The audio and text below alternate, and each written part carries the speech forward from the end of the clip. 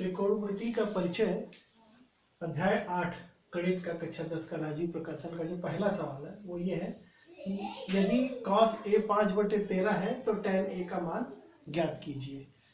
तो हम लोग शुरुआत करेंगे, पहले बेसिक समझेंगे कि हम लोग जो cos a sin a tan a है कैसे निकालते हैं। तो इसके लिए पहले बच्चों हमेशा जो है एक हम त्रिभुज बना के आपको समझाने की कोशिश करेंगे कि कैसे जो है त्रिभुज के हिसाब से कैसे हम जो है साइन ए कॉस ए निकालते हैं। तो मान लो ये ए है, ये बी है और ये सी है। एक त्रिभुज है जिसमें ये समबाहु त्रिभुज है। समबाहु त्रिभुज का मतलब क्या होता है, ये 90 डिग्री पे होता है। और हम ए की बात करेंगे, ये क्या है, ये थीटा है, साइन ए इसको हम बोल सकते हैं, साइन थीटा या साइन ए। ठीक, हम साइन ए अगर इसकी बात करें, या इसको हम कॉस ए भी बोल सकते हैं, या हम इसको टैन ए भी बोल सकते हैं।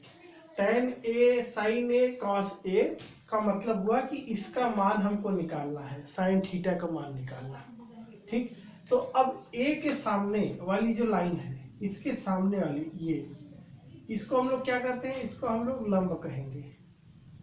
ठीक, लंब ए के सापेक्ष में। और ए से सटा हुआ जो है इसको हम लोग आधार बोलेंगे। ठीक, क्या बोलेंगे, आधार बोलेंगे। और ये वाली जो लाइन है इसको हम लोग कर्ण बोलेंगे ए के सापेक्ष में। ठीक, अब इसी तरह से अगर मैं ये एक त्रिभुज बनाऊं और इसमें मैं जो है यहाँ पे ए करूं, यहाँ पे बी करूं, यहाँ पे सी करूं, ये भी एक समबाहु त्रिभुज है जिसमें कि तो ए के सापेक्ष में लंब क्या होगा, इसके सामने वाला।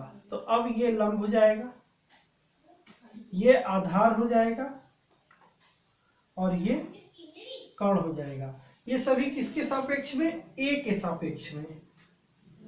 ठीक, ए के सापेक्ष में इस तरीके से हम समझते हैं कि पहले आधार क्या होता है, लंब क्या होता है, कर्ण क्या होता है, ए के सापेक्ष में। यहाँ पे ए ये है तो इसके सापेक्ष में सामने लंब होगा, ये कर्ण होगा, और इससे सटी हुई जो लाइन है जमीन पे आधार, वो आधार होगा। ठीक, तो अब हम जो है इसका एक फार्मूला है, अब हम फार्मूले की बात करते हैं। फार्मूला क्या होता है, जब भी कोई हम जो है त्रिभुज लेते हैं, मान लो हम जो है ये एक त्रिभुज ले रहे हैं, ठीक है, एक त्रिभुज है, तो इस त्रिभुज में अगर हमारा ये ए है, ये बी है, ये सी है, ठीक, ये 90 डिग्री पे समकोण है, तो अगर इसको हम जो है लंब बोलते हैं, इसको आधार बोलते हैं, ठीक, और इसको कर्ण बोलते हैं, तो जो फार्मूला है वो क्या कहता है, वो फार्मूला कहता है कर्ण का वर्ग, कर्ण का पाइथागोरस थ्योरम इसको बोलते हैं हम लोग, पाइथागोरस का प्रमेय। वो क्या कहता है, कर्ण का जो वर्ग होगा वो लंब का जो वर्ग होगा उसका और आधार का जो वर्ग होगा, उन दोनों को जोड़ देंगे तो कर्ण का वर्ग आ जाएगा। ये फार्मूला है पाइथागोरस का।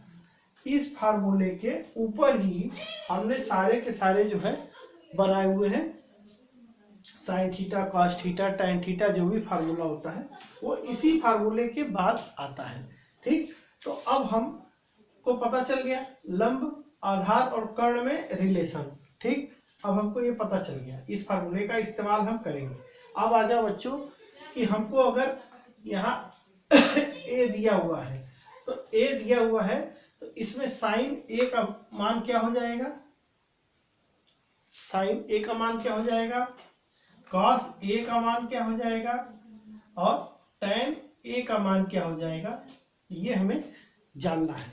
Sign A, cos A, tan A का मान हमको जानना है। तो इसका एक फार्मूला है, और उस फार्मूले को हम क्या करते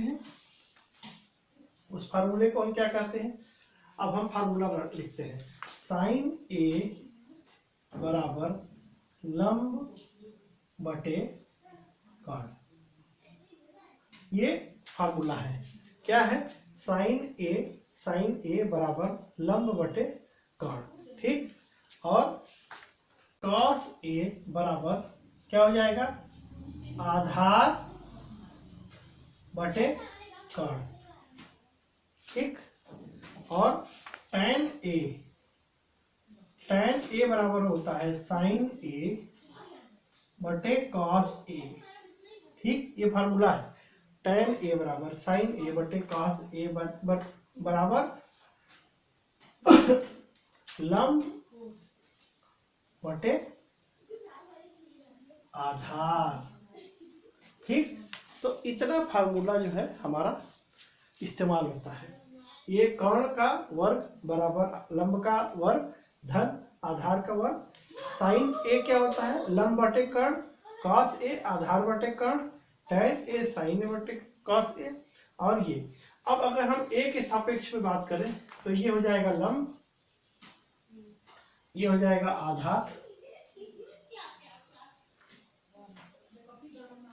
ठीक। अगर हम ए के सापेक्ष में बात करें, सामने वाला लंब हो जाएगा, ये आधार हो जाएगा, ये कर्ण हो जाएगा। अब साइन ए क्या हो जाएगा, लंब बटे कर्ण, और कॉस ए क्या हो जाएगा, आधार बटे कर्ण। यानी कि तो अगर हम साइन ए की बात करें तो साइन ए क्या हो जाएगा, लंब बटे कर्ण। लंब क्या है इसमें, बीसी, और बटे कर्ण क्या है, एसी, ठीक। ये समझ में आया। इस फार्मूले के हिसाब से साइन ए बराबर बीसी बटे एसी हो जाएगा, जो भी लंबाई दी हो। और कॉस ए क्या हो जाएगा, कॉस ए हो जाएगा आधार बटे कर्ण। आधार क्या है, ए बी, और बटे कर्ण क्या है, एसी।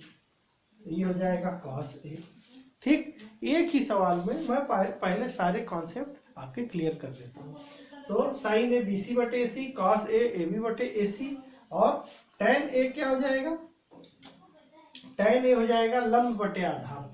तो लंब क्या है, बीसी, और बटे आधार ए बी। तो tan A cos A sign ए, इन सब का हमको पता चल गया। इस फार्मूले का इस्तेमाल भी अभी हम करेंगे, और ये भी हमको पता चल गया कि साइन ए लंब बटे कर्ण, कॉस ए आधार बटे कर्ण, और tan ए बराबर लंब बटे आधार। ये सब फार्मूला हो गया। अब इसको मैं जरा सिंपल करता हूँ, ठीक। अब मैं इसको जरा सिंपल करता हूँ। अब मैं इसको सिंपल करूंगा और आपको दिखाऊंगा एक बहुत ही अच्छा फार्मूला। फार्मूला क्या है, साइन ए कॉस ए और tan ए। इसको रटने का बहुत अच्छा तरीका है, sign A cos A tan ए, इसी क्रम में रहेगा और आप रटेंगे कैसे। इसको लिखेंगे लंब कर्ण अंकर्ण और लंकर्ण, मतलब कि लंब बटे कर्ण, ठीक।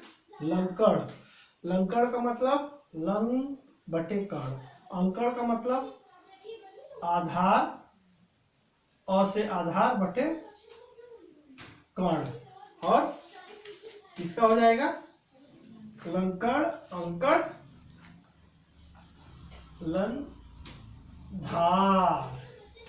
लंधार का मतलब लंब बटे आधार, ठीक।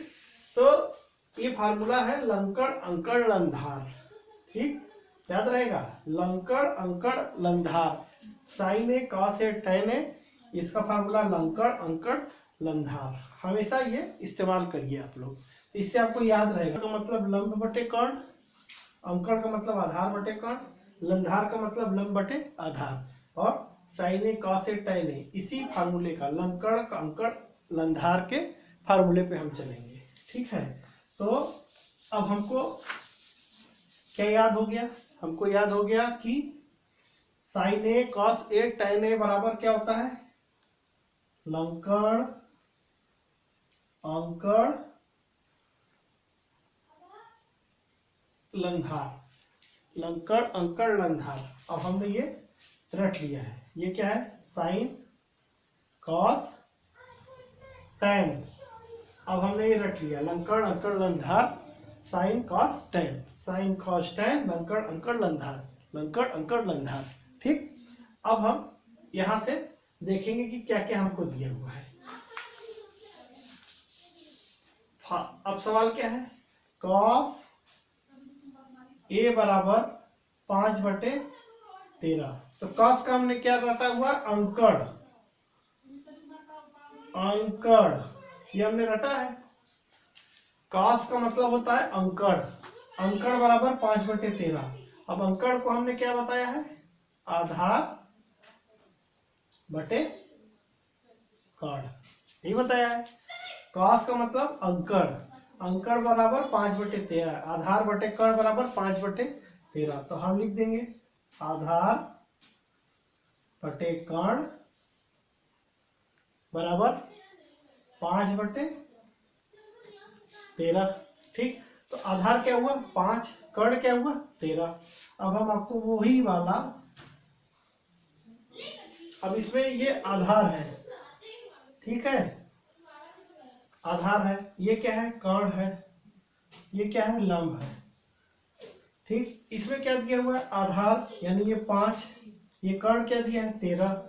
और हमको ये अभी निकालना है, लंब जो है निकालना है। अगर हमारा लंब निकल जाएगा तो तीनों हमको पता चल जाएगा क्या है। तो हमने फार्मूला बताया था, कर्ण का स्क्वायर, कर्ण का वर्ग बराबर आधार, आधार का वर्ग और लंब का वर्ग। ठीक। ये हमने बताया था। तो कर्ण का वर्ग क्या हो जाएगा? 13 का वर्ग बराबर आधार 5, 5 का वर्ग और लंब, लंब का वर्ग। ठीक। अब 13 का क्या होता है? 169, 5 का 25 और लंब का हमको निकालना है। तो 169 में से 25 गया 144, ये इधर आएगा तो क्या हो जाएगा? घट जाएगा।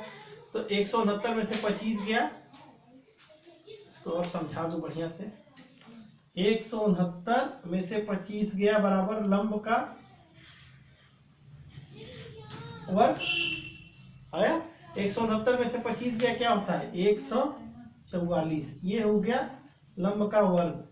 ठीक। अब लंब का वर्ग 144 हो रहा है, तो लंब क्या हो जाएगा? 144 का वर्गमूल, 144 बराबर लंब का वर्ग। तो लंब बराबर क्या हो जाएगा? 144 का वर्गमूल। ये क्या होता है? 12। क्या आता है? 12। अब हमको ये पता चल गया कि कॉस ए बराबर 5/13 बराबर आधार बटे कर्ण। अब आधार 5 है, कर्ण 13 है और लंब 12 है। ये हमको पता चल गया, हमने सवाल निकाला। तो अब हमसे पूछ रहा है tan a का मान क्या होगा। तो tan a क्या बताया था हमने? लंधार। tan का मतलब लंधार, लंधार का मतलब लंब बटे आधार, लंब बटे आधार। तो लंब क्या है इसमें? 12, आधार कितना है? 5 है ना। tan a का मान कितना हो जाएगा? लंधार, लंधार का मतलब लंब बटे आधार। अब इसमें आधार 5 है, लंब 12 है, तो 12/5। तो इसका उत्तर क्या आएगा? 12/5। तो पहले का पहले, यदि cos ए 5/13 है तो tan ए क्या आ जाएगा? 12/5। ये इसका उत्तर है। तो मुझे यकीन है कि वो ये आपको समझ में आया होगा। बेसिक से एकदम समझाया मैंने, और इसके बाद जितने भी सवाल हम लगाएंगे वो ऐसे ही धीरे धीरे लगाएंगे।